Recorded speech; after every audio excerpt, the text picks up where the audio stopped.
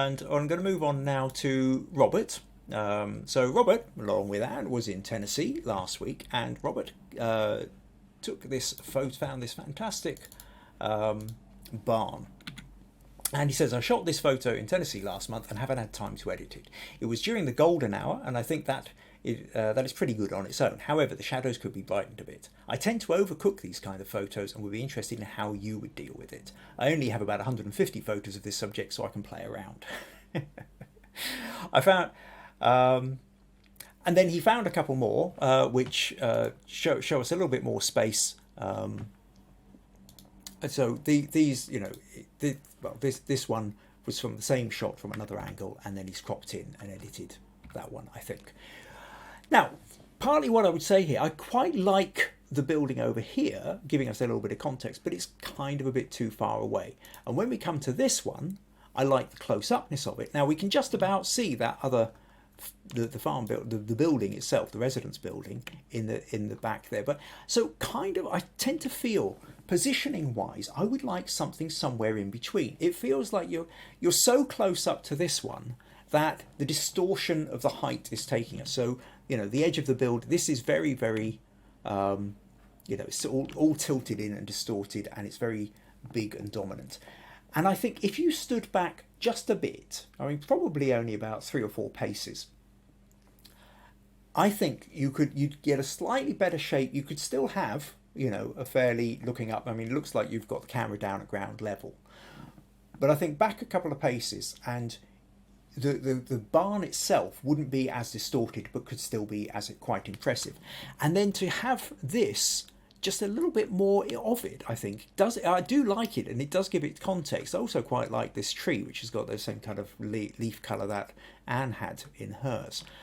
So I think there's potential to play with this little bit here, whereas at the moment it looks like it's sort of stuck on at a funny angle. It's like either you need more of it or you don't need it at all.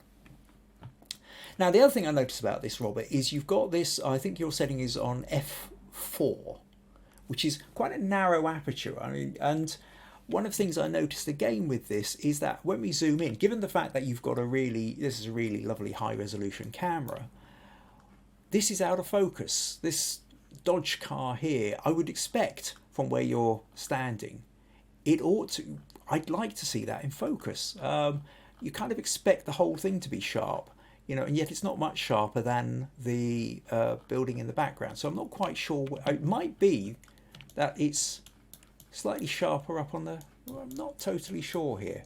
I mean, you're at 200th of a second, so it shouldn't be movement wobble, but there is something where it doesn't quite feel like it's focused properly, and I would expect something a little bit sharper.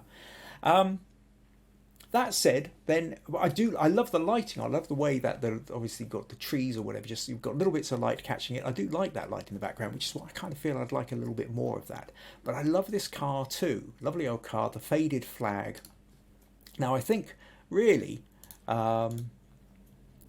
if we're in here, by and large, you're right about the idea of bringing out shadows. If we come into camera raw here and we pull the shadows up, you see there's a lot more detail in it. Now we've got to kind of don't want to overdo it, but maybe you can, well, I don't know, pull that up, highlights down a little bit.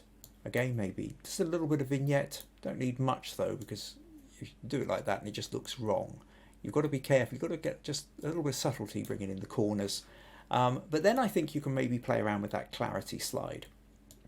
And that just kind of helps kind of bring that in a little bit more. I think it sort of brings in a bit more detail like that.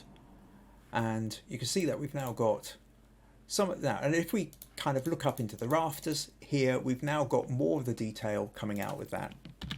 If I just boost that, and again, a bit like with Anne's one, if we go to use the dodge tool, I've got this dodge midtones, and just highlight these a little bit, you just get that little bit more texture coming out of the roof. So you can see the difference there. And again, similarly, down here, we might actually bring out a little bit more of what's going on, you know, maybe a touch more of the car and some of the detailing of wood that's happening inside the barn as well. So Oh, of course, there's a motorbike there as well. Maybe even highlight that motorbike, a little bit, bits of that motorbike a little bit as well. If you wanted, you could even lighten up one or two bits of the barn that are slightly more shadow. So really then we've gone from that to that. And I think that gives you a sort of sense of the barn. We've got the detail a bit more. But ultimately, Robert, I do tend to feel that like I say, maybe if you took a couple more steps back, you know, your other photo where you had that, this is too far away. There's too much of a gap between the one and the other. But this is a kind of nicer shape on the barn. So I think ultimately you're looking at a sort of somewhere between those two photos will have been your kind of optimum space. So your photo is about the barn, but the residential house over on the left is also, or can also be, an additional part of the story. In which case you need it closer so that we don't have that thing of the eye having to leap too far over to make the connection. So, hope that helps, Robert. Hope that makes a bit of sense. Gives you some ideas of where you might go with the editing.